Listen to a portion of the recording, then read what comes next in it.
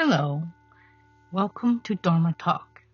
This is an opening of the introduction and biography of Dharma Master Thich Tom Lai. Dharma Master Thich Tom Lai is a Vietnamese Buddhist monk holding the senior monastic ranking. He serves as an abbot of Thom Rim Temple, which are located in the state of Washington, California, and Florida. He leads practitioner in the Pure Land tradition. Throughout his missionary work, Venerable Thich Tom Lai has established himself as a tireless educator and a spiritual guide within the Vietnamese American Buddhist community. He has delivered Dharma teachings at temples across multiple states and presides over the broader Thom Rim Temple network.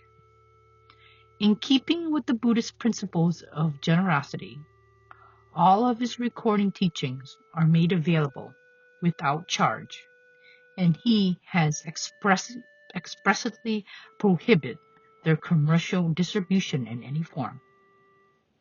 Venerable Thich Tom Lai is widely regarded as a steadfast pioneer of Vietnamese American Buddhist life, distinguished by his devotion to accessible teaching, pastoral care, and the preservation of Vietnamese Buddhist culture and diaspora practice.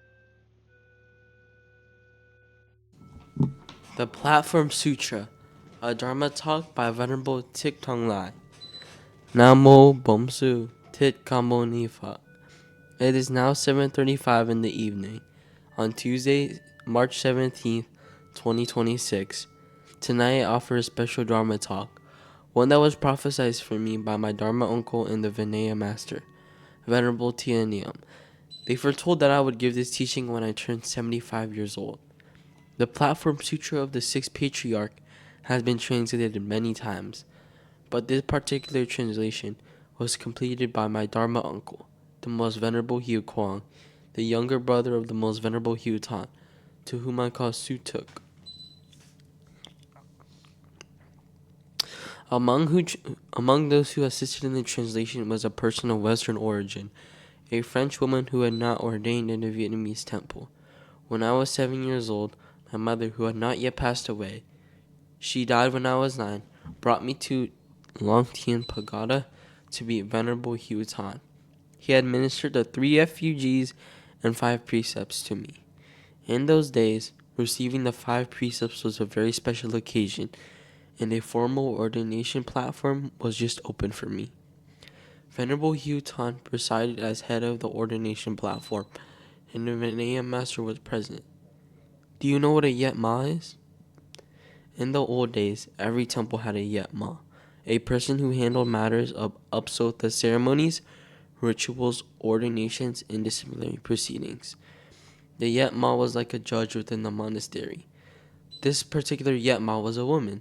I habitually called her Venerable Nun Thich Nu Tien Niam, though within the temple, everyone simply called her Yet Ma Tien Niam.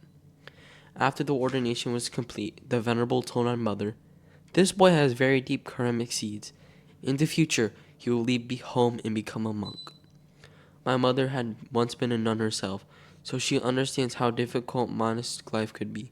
She replied, "He is the only son in our family. Please, Venerable, do not say such things. If the child hears it and cannot follow through, it will be a sin." She was cutting off my possibility, you see. That is why I say, if I had not lost my mother, then I would never become a monk. She made me bow quickly, receive the precepts, and then hurried me out. But I told her I wanted to eat sweet soup, because we were very poor at home, and I did not want to leave. I said, "Wait, I want to eat chi soy nook." And yet Ma Tien Niem brought me a bowl of sweet soup and said to my mother, "You yourself were once a nun. Why is it that you see your son has the seed of the Dharma, and yet you seem unhappy? Why don't you let the child stay and chant the refugee ceremony before going home? That is not right."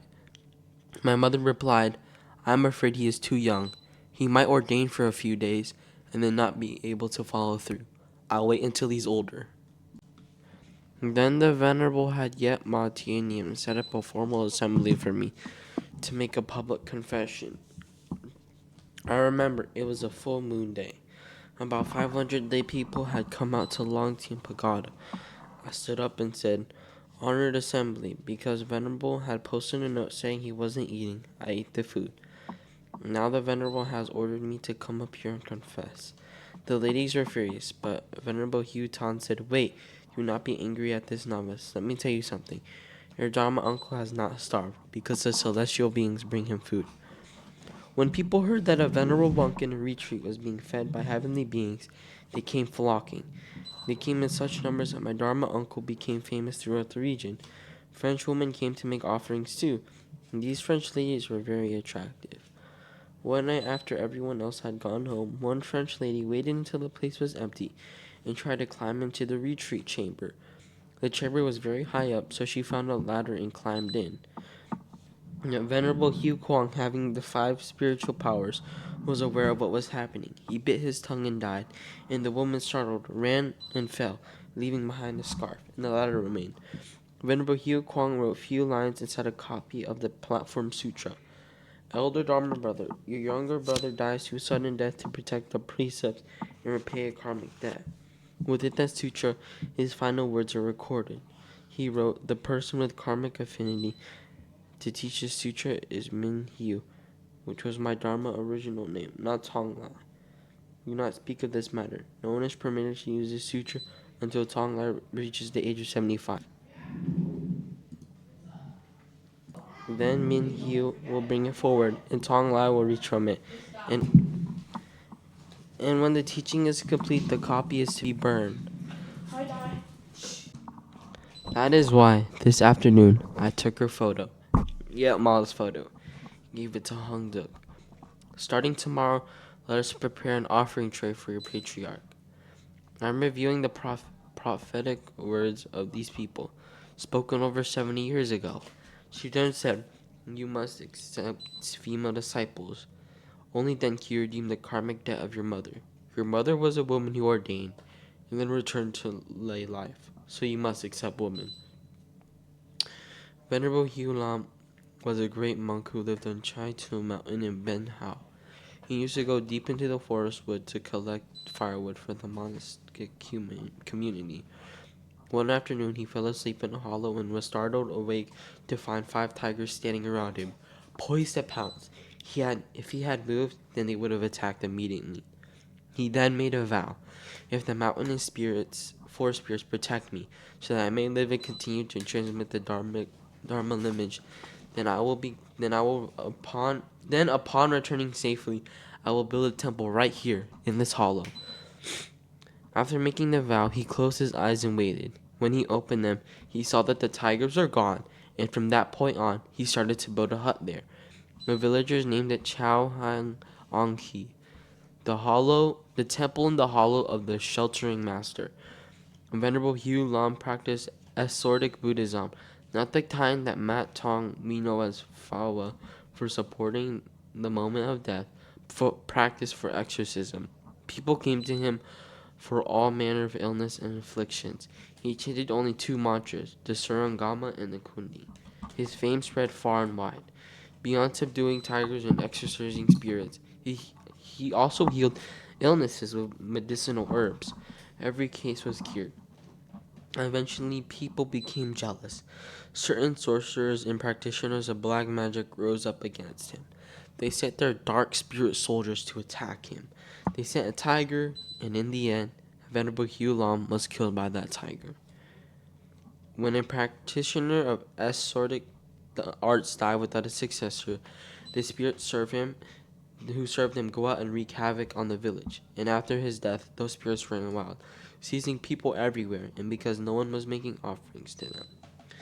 The people appealed to Venerable Hugh Tan, who dispatched Venerable Hugh Kwong, my Dharma uncle, the one who had translated the Platform Sutra, to deal with the situation.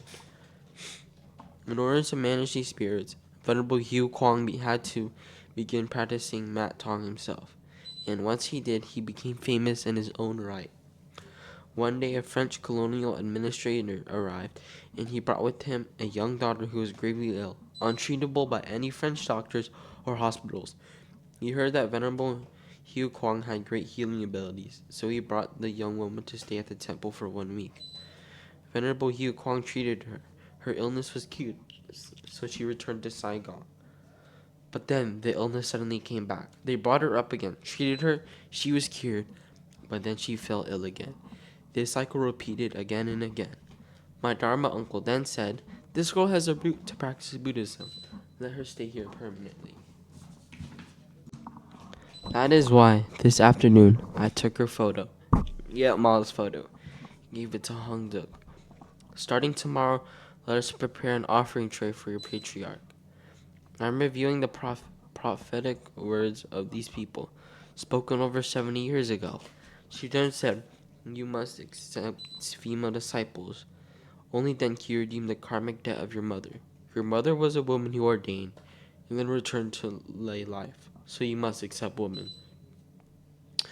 Venerable Hugh Lam was a great monk who lived on Chai Tu Mountain in Ben Hao. He used to go deep into the forest wood to collect firewood for the monastic community. One afternoon, he fell asleep in a hollow and was startled awake to find 5 tigers standing around him, poised to pounce. If he had moved, then they would have attacked immediately. He then made a vow: "If the mountain forest spirits protect me, so that I may live and continue to transmit the Dharma lineage, then upon returning safely, I will build a temple right here in this hollow." After making the vow, he closed his eyes and waited. When he opened them, he saw that the tigers were gone, and from that point on, he started to build a hut there. The villagers named it Chao Hang Ong Ki, the temple in the hollow of the sheltering master. Venerable Hugh Lam practiced ascetic Buddhism, not the kind that Mat Tong we know as Fawa for supporting the moment of death, but practice for exorcism. People came to him for all manner of illness and afflictions. He chanted only 2 mantras, the Surangama and the Kundi. His fame spread far and wide. Beyond subduing tigers and exorcising spirits, he also healed illnesses with medicinal herbs. Every case was cured. Eventually, people became jealous. Certain sorcerers and practitioners of black magic rose up against him. They sent their dark spirit soldiers to attack him. They sent a tiger, and in the end, Venerable Hugh Lam was killed by that tiger. When a practitioner of ascetic arts died without a successor, the spirits who served him go out and wreak havoc on the village. And after his death, those spirits ran wild, seizing people everywhere, and because no one was making offerings to them. The people appealed to Venerable Hugh Tan, who dispatched Venerable Hugh Kwang, my Dharma uncle, the one who had translated the Platform Sutra, to deal with the situation. In order to manage these spirits, Venerable Hugh Kwang had to begin practicing Mat Tong himself, and once he did, he became famous in his own right. One day, a French colonial administrator arrived, and he brought with him a young daughter who was gravely ill, untreatable by any French doctors or hospitals. He heard that Venerable Hugh Kwang had great healing abilities, so he brought the young woman to stay at the temple for 1 week. Venerable Hugh Kwang treated her. Her illness was cured, so she returned to Saigon. But then the illness suddenly came back. They brought her up again, treated her, she was cured, but then she fell ill again. This cycle repeated again and again. My Dharma uncle then said, "This girl has a root to practice Buddhism. Let her stay here permanently." The French official hesitated. Westerners didn't ordinarily become monastics back then, but Venerable Hugh Tan himself administered ordination to her. She became Yit Na Tiem Niem and was assigned to care for Venerable Hugh Kwang. Over time, some of her French friends became to visit, and some developed feelings for Venerable Hugh Kwang.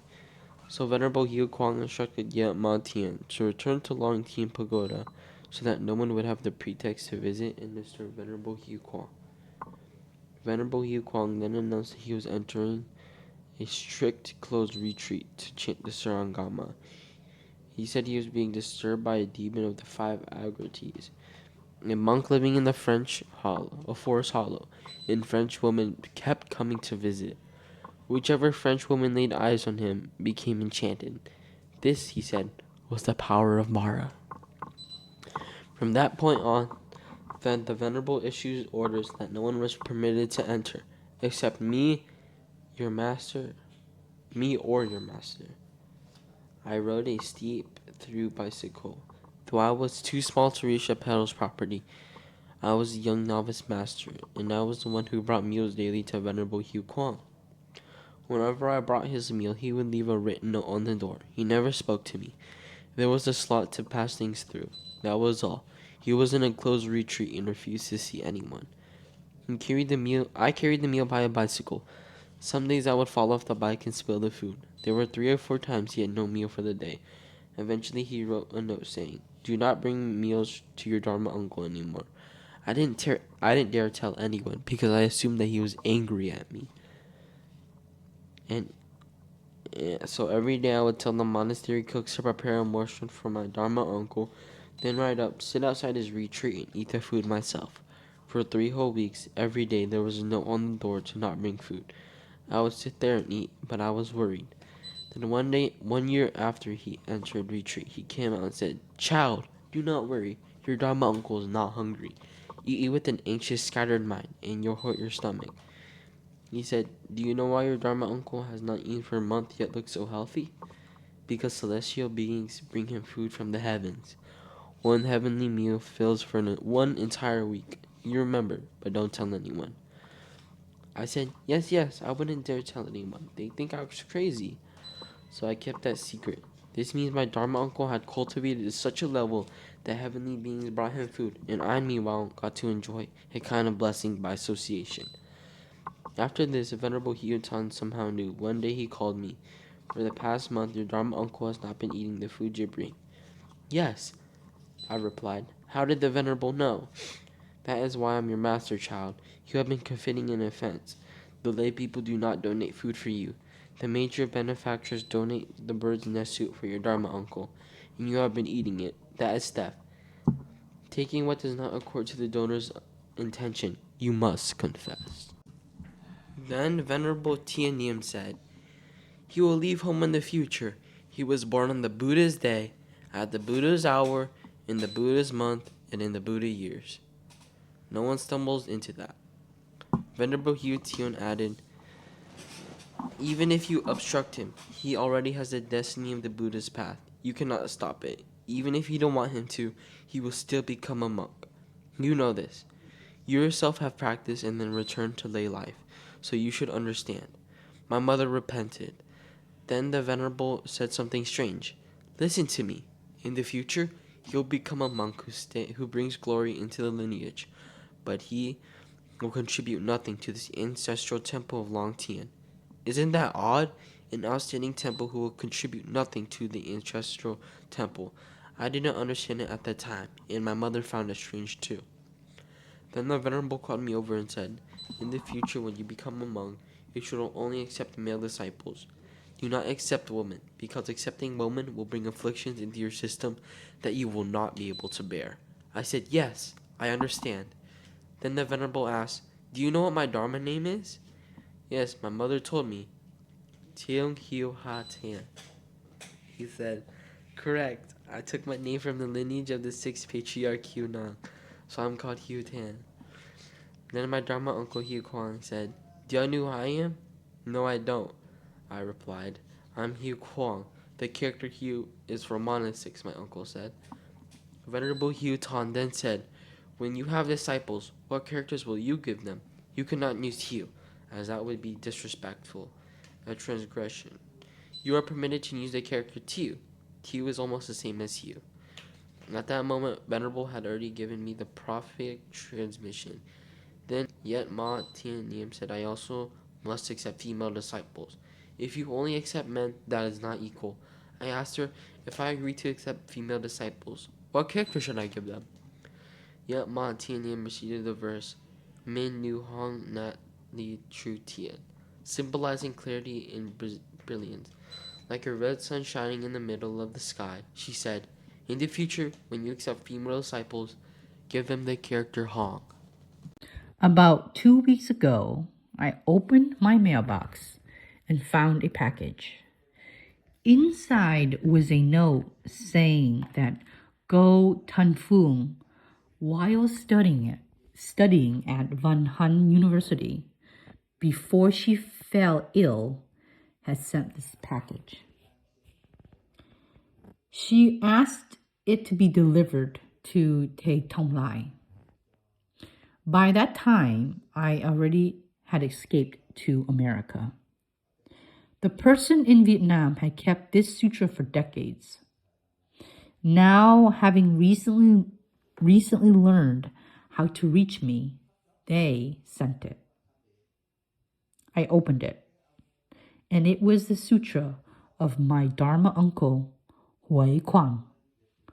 Isn't that extraordinary? This year, I am exactly 75 years old. Everything has come full circle, like a film rewinding.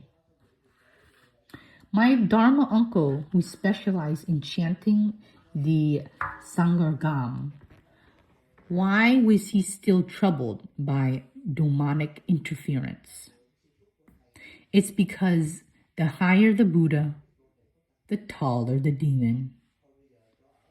Let me explain this in relation to my disciple. His name is Thich. He doesn't often chant the Sangargam. Easily fell under demonic influence and has left monastery life. But Yuan, who specializes in chanting the Sangargam, why is she also being troubled by demonic forces?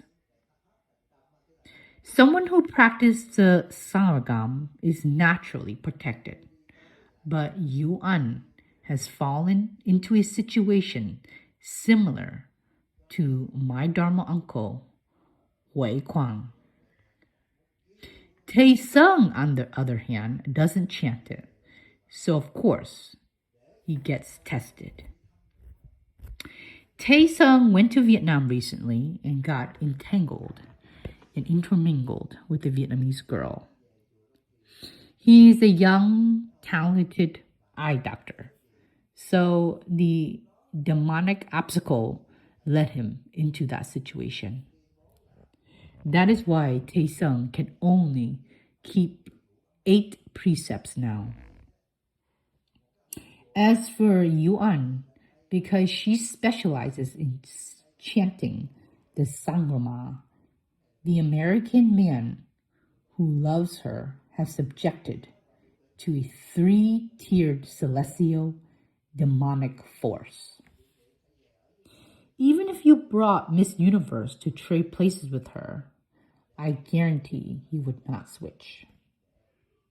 So here is a 65-year-old American man enchanted by a 72-year-old woman without having anything of physical affection.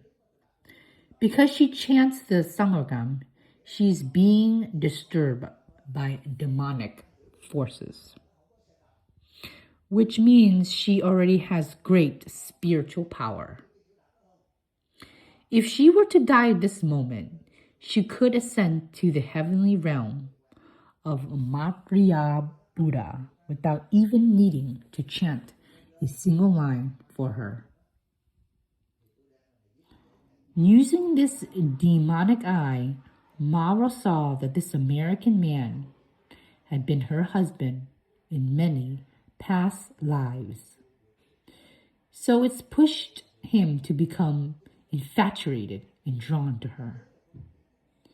An American man cannot normally be infatuated with a 72-year-old woman. Under the demonic power of Mara, that man sees her as if she was Elizabeth Taylor. I assure her, if she were to marry, within 3 months, Maha would withdraw its supernatural power. At that point, the husband would no longer be enchanted by her, and then he would turn her back. He would turn his back on her. That is the law. People who use love talisman are using the power of the three-tiered celestial demon. When the spell wears off, it turns to hatred. Now, in conditions, you all understand the origin of this sutra. It is a joint translation by two people. Venerable Hui Kwang translated the sutra according to its meaning, not word by word. Similar to how Venerable Kamvachava worked. For example, translating literally means recounting every single utensil and food item I consumed at lunch today. Translating by meaning simply means saying, at that meal the master ate. This sutra has been translated by many people, but Venerable Hui Kwang's translation, combined with Yitma Tien Niem's work, also drew upon the translation of Mr. Lê Din Tum. The style of writing is simply more refined. Venerable Hui Kwang and Venerable Thich Tan Niem were working on this joint translation together, but before it was complete, my Dharma uncle was killed. A French woman climbed into his retreat chamber, drawn by demonic force, intending to break his vow. He bit his tongue and died to protect his precepts. My Dharma uncle titled the preface, Namo Tang Tru Tambo, homage to the eternally abiding triple gem. The Buddha path is the path of supreme Buddha. The Dharma of the Buddha is profound and wondrous. A single word of scripture contains infinite meaning. A single verse contains infinite intention. The Buddha's path advocates practice for liberation from the ocean of suffering and the river of delusion. Because sentient beings are afflicted with many illnesses, the teaching comes in many forms. The 4 types of teaching methods. Number 1, sudden teaching. Sudden teaching is direct pointing to the true mind, seeing one's nature, becoming a Buddha. Like directly telling you to go cut down a tree. The person takes a saw, cracks it, and the tree falls. Number 2, gradual teaching. Gradual teaching is like giving you a rope and telling you to pull slowly. Keep pulling it until it falls. Number 4, esoteric teaching. Ma Tang. That's number 3. Number 4, skillful means teaching. Skillful means teaching means using expended methods to liberate sentient beings. The 4 types of teaching doctrines. Number 1, Tripitaka teaching. This is for people who study Buddhism from the 3 collections of scriptures. Number 2, general teaching. Teaching expounded by the patriarch and transmitted widely. Number 3, special transmission teaching. It's like matang, not widely transmitted. Also like Zen, transmitted outside the scriptures, not established in words. Number 4, complete teaching. Teaches everything. Zen, Pure Land, Astro Trick, Dharma, Lakasan School. The student finds their karmatic affinity and chooses one path. Venerable Hui Kwang goes straight to the sudden teaching, teaching the non-dual Dharma gate. Form is emptiness. Emptiness is form. Zen and Pure Land are the same. Astrotic and Pure Land are not different. To illuminate one's own mind is enlightenment. To forget one's own mind is delusion. Enlightenment is Buddha.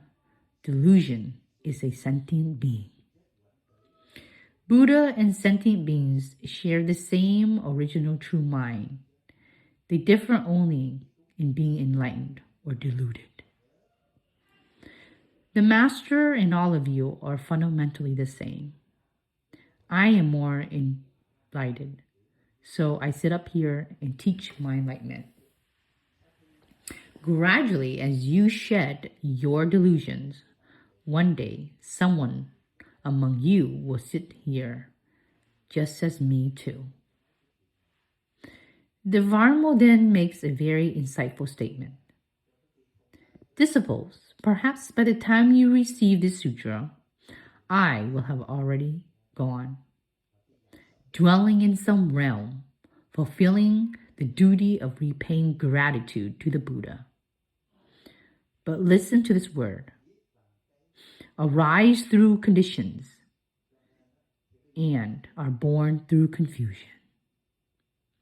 He gives us an amp example. A married man is abandoned by her husband, who goes off with another woman. The wife, entire side, calls that other woman an evil demon. But look carefully. Does the evil demon and her lawful wife actually look different? No. The label evil demon is what you assign to her. But is she actually a demon? With the sutra, people carry titles like Bhikkhu, Varnable, Elder Monk, Novice. They're just words. Look for the highest appetite to the lowest novice. They are the same. Clinging to these distinctions only increases your suffering. For example, Dui An's former husband was a man who abandoned her. From one angle, he's a man who's heartless, abandoned his wife and children. From another angle, he is a hero who rescued a family dying of poverty in Vietnam. These are just words, projections, and delusions that people paste onto one another. Please pay attention to this, and your delusions will certainly be cured. His birth and family. The sixth patriarch father was Lu Huan Tao, a third-grade official from the Tang dynasty, roughly equivalent to a provincial governor. His mother was Lady Lei, a woman of exceptional beauty. By the time they reached age 50, they still had not had a single child. So they went praying at the temple, and then another temple, temple after temple, until one night Lady Lai dreamed that she could have a child, but her present child had not yet been reborn because she had a karmatic debt. She had once aborted a pregnancy. Therefore, she would not have a child in this life.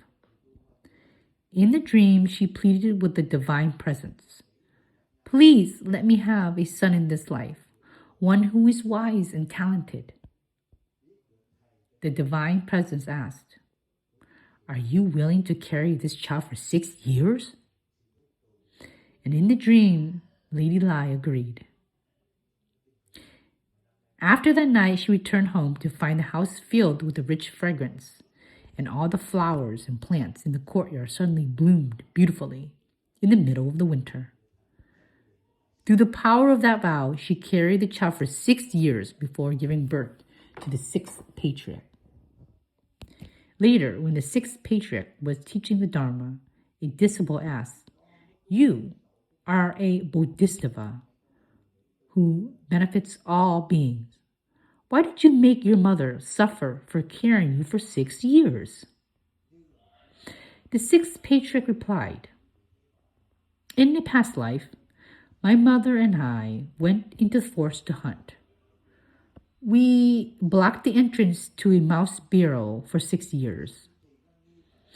After 6 days, the mouse finally dug its way out and escaped. My mother and I created this karma together. Therefore, in this life, I must remain in my mother's womb for 6 years. This is an awakening for you all. Earlier today, some of you disturbed the bee colony. Those who were stung, consider yourself to be repaid that karma. Those who weren't stung will inevitably be stung in the future. But that was not malicious. It was done in service of building the triple gem here. From now on, when you chant, dedicate a portion of your merit, and you will enlighten what might otherwise be a debt lasting many lifetimes. While Lady Lai was pregnant, her wisdom was heightened by 6 years. She was able to resolve difficult strategic problems for the Prime Minister. The Emperor promoted her husband in rank.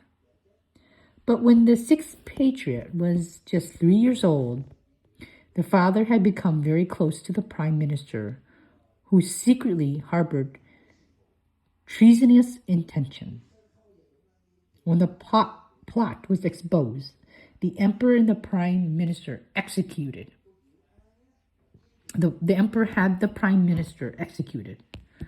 Lu Wantao was an associate and therefore stripped off of his rank and exiled to Lan Niem, the territory between Vietnam and China, to serve as a border guard. Broken-hearted over the loss of his position, he fell ill and died. The family became destitute. While the child was in the womb, the mother's wisdom had helped resolve challenges, and the father had been promoted. But the very moment the child was born, the father lost everything and disgraced and died. Those destined to return to this world as a bodhisattva or a holy monk, have you noticed? They most always lead lives of hardship. Orphan, motherless, or fatherless. The Buddha Sakyamuni, 7 days after his birth, Queen Maya ascended to the heavens. If the 6th patriarch's father had remained a high official, do you think he could have become a monk? Never. So those destined to return as a bodhisattvas suffer. Suffering comes first. Only through suffering can one practice. My Dharma uncle divided the sutra into 10 chapters.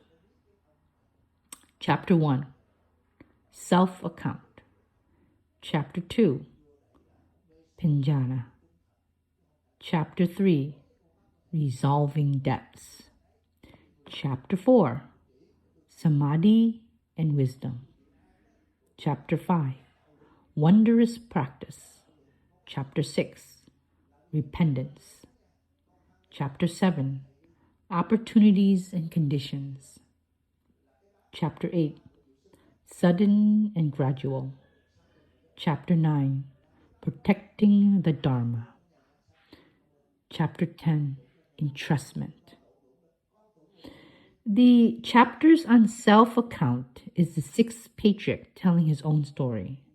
Just as I told you the reason why I have this copy of the Platform Sutra. You now understand the karmatic consequences through which this sutra has been transmitted to us.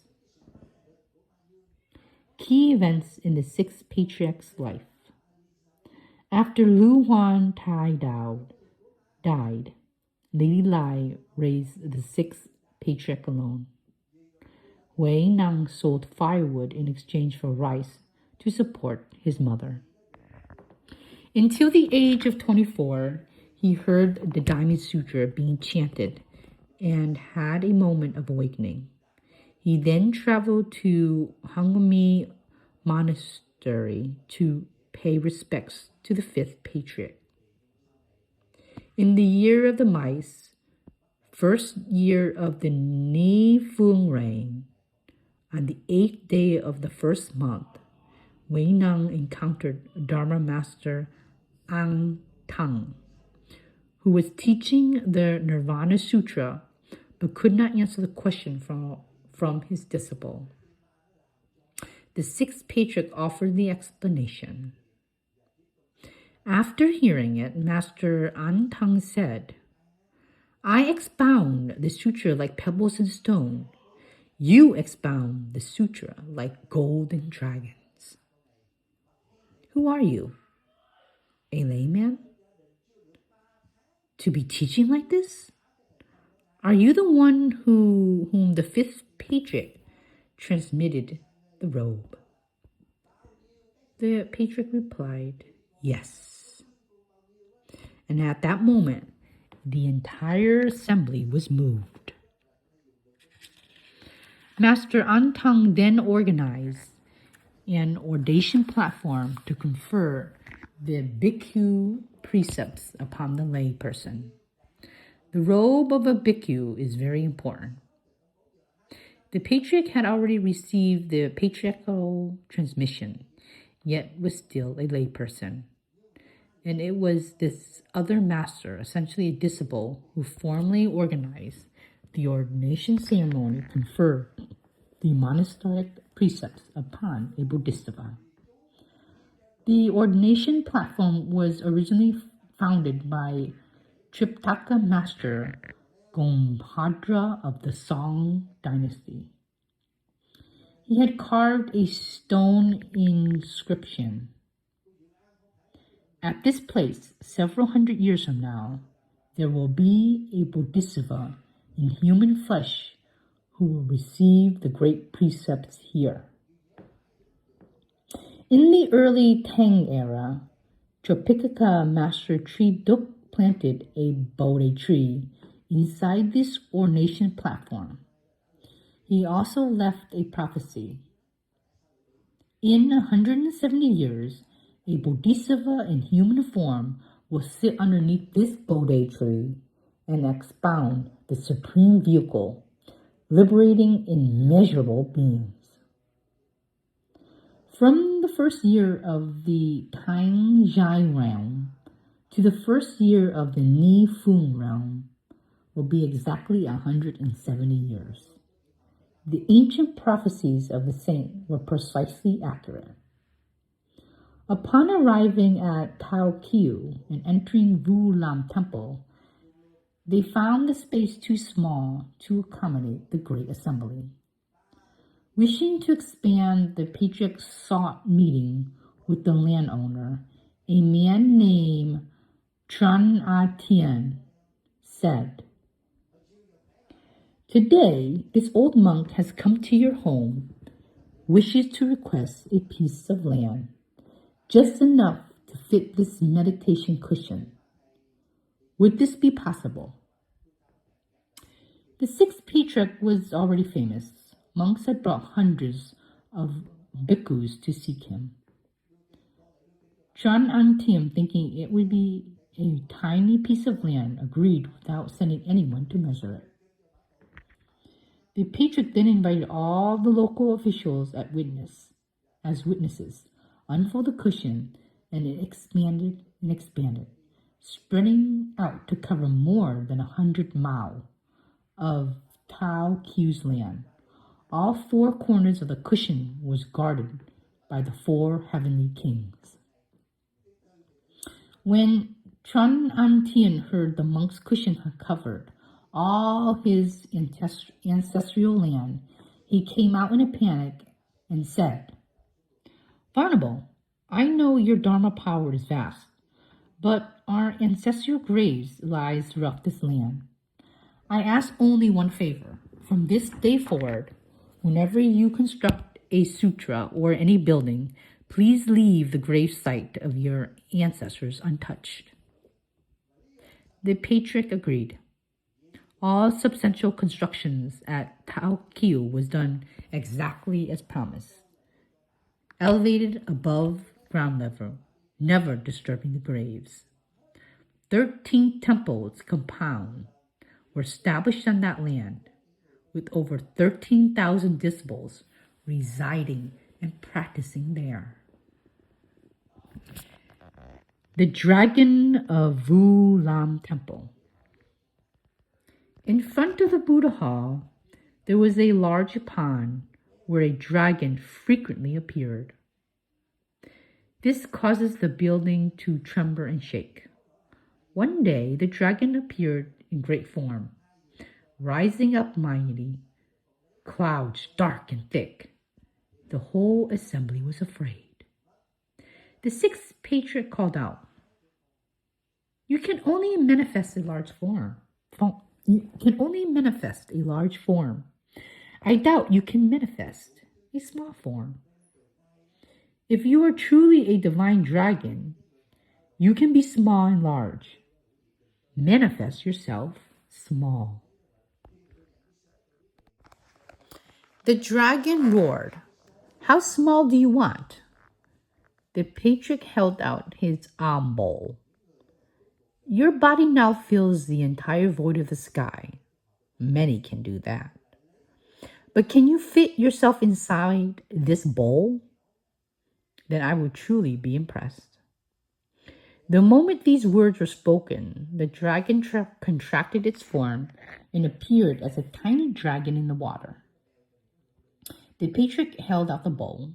The dragon could not resist and swam in. The patriarch caught the dragon and covered it. He brought the dragon into the temple and taught the Dharma to it. And the dragon shed its colorful body and disappeared, leaving behind only a skeleton 70 centimeters long, complete with head, horn, tails, and leg. This relic was preserved at the temple. The 17 years in hiding.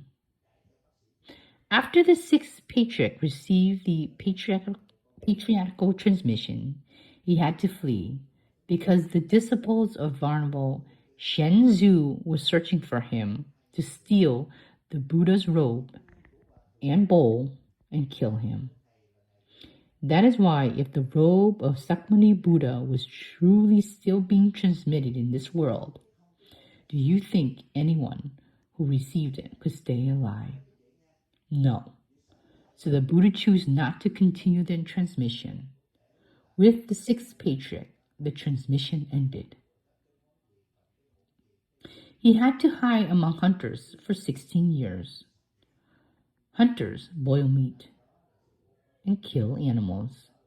He would gather vegetables and put them into the pot along with the meat to eat only the vegetables.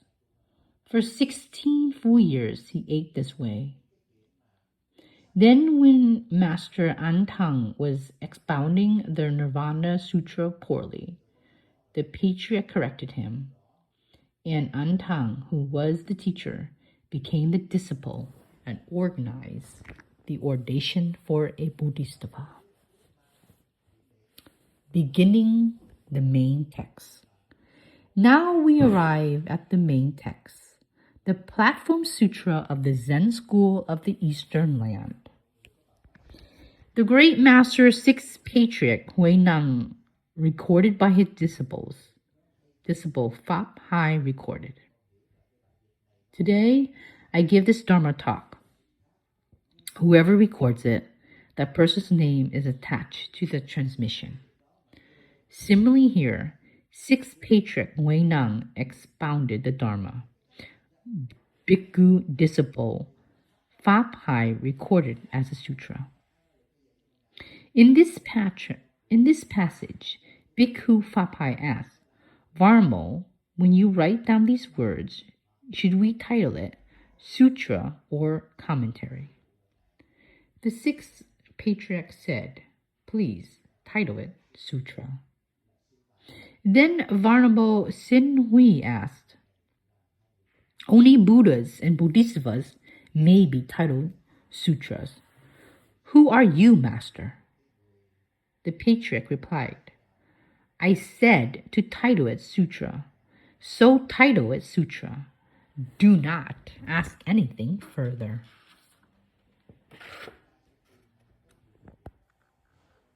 He did not declare himself a Bodhisattva, but he authorized the use of the title Sutra.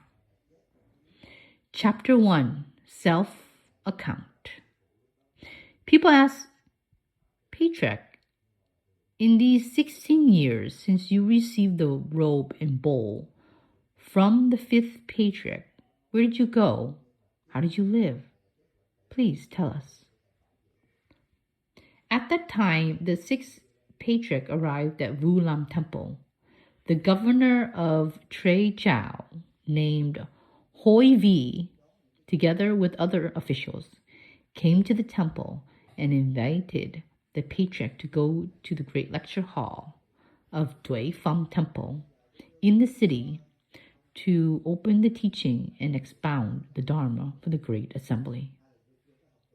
When the patriarch first went to teach publicly at Vu Lam Temple, people in attendance were 30 court officials, 300 Confucian scholars, and 1,000 monastery and lay people.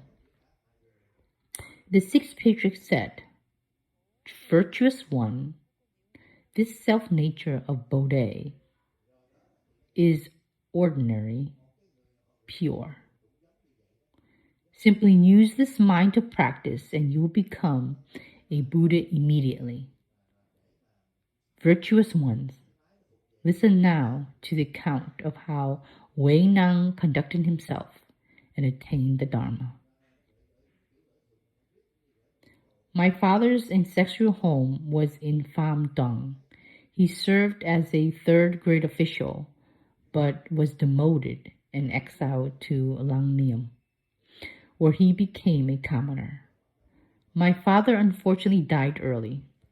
My widowed mother and I moved to Nam Hai in poverty and hardship. Wei Nang sold firewood at the market. At that time, a customer brought firewood and asked me to deliver it to his shop. After the customer received the firewood, I waited to collect payment. A steward came out and said, Hey, woodcutter, wait until the owner finishes reciting the sutra, then come out and pay you. Because of the circumstances, waiting to collect money, he sat listening to the sutra, hearing it, and his mind suddenly awakened. He asked which sutra was he being chanted. The shop owner said, the Diamond Sutra. He asked, where did this sutra come from? The owner replied, it came from Kai Chau, Huan Mai County, East Meditation Temple. This temple was the fifth patriarch's Venerable Huang Nun, presiding there as Dharma Master, with more than 3,000 disciples. Why do you ask? It seems you didn't even know how to read. That's right. But you became awakened at the phrase, abiding nowhere, let the mind arise. For all of us here, when the mind arises and is attached to something, that is not the Buddha's mind. The Buddha's mind is one to which nothing clings. Whatever comes, comes. Whatever goes, goes. The phrase, abiding nowhere, let the mind arise, awakened him. The ability to read is a form of acquired knowledge. I noticed that the more educated disciples like Thich go everywhere. Tibet, Chinese temple, Thai temples, because such people fall into worldly cleverness and intellectual argument, which is one of the 8 obstacles to practice. That it's for today, I'll continue tomorrow. There are still much more, very long, 2 hours per session each day. At this pace, I estimate it may take several months to finish. I'll be here until the 21st. Then I'll conduct a funeral service for that gentleman. Then continue. Then I go to Florida and continue teaching there. I decide to teach slowly until slowly finish, slowly burn slowly. Let us dedicate this merit to all the disciples and sentient beings, that may all be perfectly fulfilled, that they all perfectly fulfill the Buddhist path. Sentient beings are boundless. I vow to liberate them. If fictions are exhaustible, I vow to sever them. Dharma gates are immeasurable. I vow to learn them. The Buddha's unsurpassed path, I vow to attain it. Today I ascend the Dharma seat and expound the Platform Sutra, translated from Chinese into Vietnamese by my Dharma uncle Lê Quang and Varnamo Yet Ma Tien Niem together. Whatever the merits there may be, I, Bhikkhu Thich Lai, dedicate it all to sentient beings in the Dharma realm. To all Buddhists present here learning to the Dharma in the Dai Thang Sutra of Lang Ayida. To all Buddhists in all 50 states of America who are hearing the Platform Sutra. And to all Buddhists in Vietnam who have the karmatic infinity to hear this teaching. May all of you perfectly attain the Buddhist path. Nam Mô Công Đức Nam Bồ Tát Ma Ha. Great Witness. Tomorrow, 7:30, I will continue teaching the next section of the Platform Sutra. I respectfully invite you all to please listen again.